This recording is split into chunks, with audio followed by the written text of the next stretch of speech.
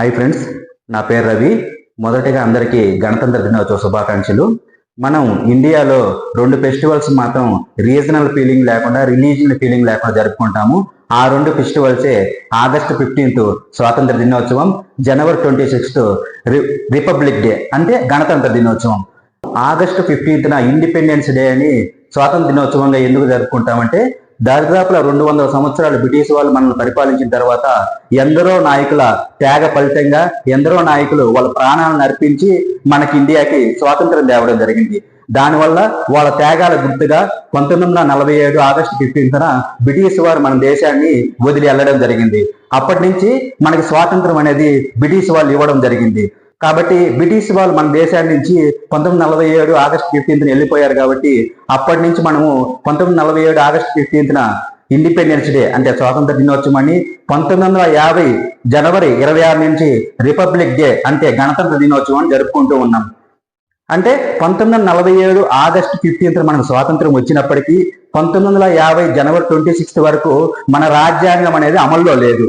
మనం బ్రిటిష్ వారి ఏ constitution loss అయితే ఉన్నాయో, బ్రిటిష్ వారి చట్ట సమరంలో ఏవైతే ఉన్నాయో వాటిని బ్రిటిష్ వారి చట్టాలకు అనుగుణంగానే మన రూల్స్ అండ్ లాస్ కూడా ఫాలో అవుతూ వచ్చాము. ఎందుకంటే అప్పటి వరకు మనకు సపరేట్ రాజ్యాంగం అనేది లేదు, ఉన్నా కూడా అమల్లోకి రాలేదన్నమాట.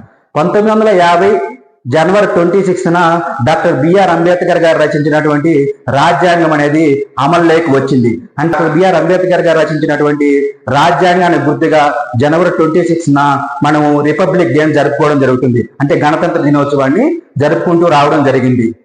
1950 జనవరి 26న మన మొట్టమొదటి రాష్ట్రపతి అయినటువంటి, అంటే స్వాతంత్రం తర్వాత మొట్టమొదటి రాష్ట్రపతి అయినటువంటి డాక్టర్ రాజేంద్ర ప్రసాద్ గారు 21 రకాల ఫిరంగీల సెల్యూటెడ్ స్వీకరించి భారతదేశాన్ని సంపూర్ణ గణతంత్ర దినోత్సవం దేశంగా ప్రకటించడం జరిగింది. మనం ఈ ఫెస్టివల్ ని ఇండియాలో ఉన్నటువంటి ప్రతి ఒక్కరు జరుపుకుంటారంటే, రీజనల్ ఫీలింగ్ రిలీజియన్ ఫీలింగ్ ఎందుకు లేదని చెప్తున్నానంటే, ప్రతి రాష్ట్రానికి సపరేట్ అవతరణ దినోత్సవం ఉంటుంది.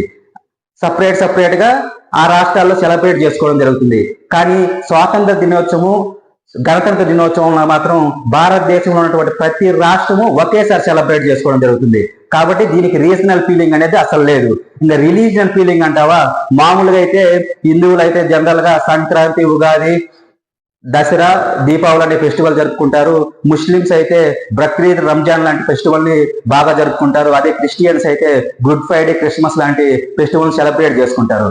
కానీ ఈ ఫెస్టివల్ 15th స్వాతంత్ర దినోత్సవం, జనవరి 26 గణతంత్ర దినోత్సవం మాత్రం ఇండియాలో ఉన్నటువంటి ప్రతి ఒక్కరు, హిందువులైనా, ముస్లింలైనా, క్రిస్టియన్స్ అయినా మేమంతా ఒకటే, ఇండియా అంతా ఒకటే, ఇండియాలో పుట్టిన మేమందరం భారతదేశం కోసం ఏమైనా చేస్తాం, భారతదేశం కోసం మాత్రమే బతకతామని చెప్పేసి ఈ రెండు ఫెస్టివల్ మాత్రం సెలబ్రేట్ చేసుకోవడం జరుగుతుంది. అందువల్ల ఈ ఫెస్టివల్ కి రిలీజియన్ ఫీలింగ్ అనేది ఏ మాత్రం ఉండదు, రీజనల్ ఫీలింగ్ అంతకన్నా ఉండదు. అంటే మొత్తం మీద స్వాతంత్ర దినోత్సవాన్ని 1947 ఆగస్టు 15న సెలబ్రేట్ చేసుకుంటే, జనవరి 26 1950 నుంచి మనం గణతంత్ర దినోత్సవం రిపబ్లిక్ డేని సెలబ్రేట్ చేసుకుంటూ రావడం జరిగింది. డాక్టర్ బిఆర్ అంబేద్కర్ గారు రచించినటువంటి రాజ్యాంగము 1950 జనవరి 26 నుంచి అమల్లోకి రావడం జరిగింది. 1947 ఆగస్టు 15 నుంచి 1950 జనవరి 26 అంటే దరిదాపుల స్వాతంత్రం వచ్చిన తర్వాత 2.5 సంవత్సరం మనకి రాజ్యాంగం అనేది, అంటే భారతదేశ రాజ్యాంగం అనేది అమల్లో లేదు. బ్రిటిష్ వారి కాన్స్టిట్యూషన్ లాస్, బ్రిటిష్ వారి రాజ్యాంగాన్ని మనం ఆ 2.5 సంవత్సరం ఫాలో అవుతూ రావడం జరిగింది. కానీ 1950 జనవరి 26 నుంచి డాక్టర్ బిఆర్ అంబేద్కర్ గారు రచించినటువంటి రాజ్యాంగం అనేది భారతదేశానికి అమల్లోకి రావడం జరిగింది.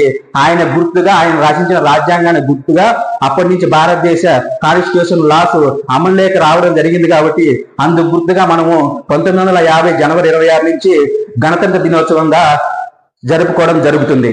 ఓకే ఫ్రెండ్స్, ఈ వీడియో మీకు నచ్చినట్లయితే వెంటనే లైక్ చేయండి, సబ్స్క్రైబ్ చేయండి. Please subscribe. Thank you. జై హింద్.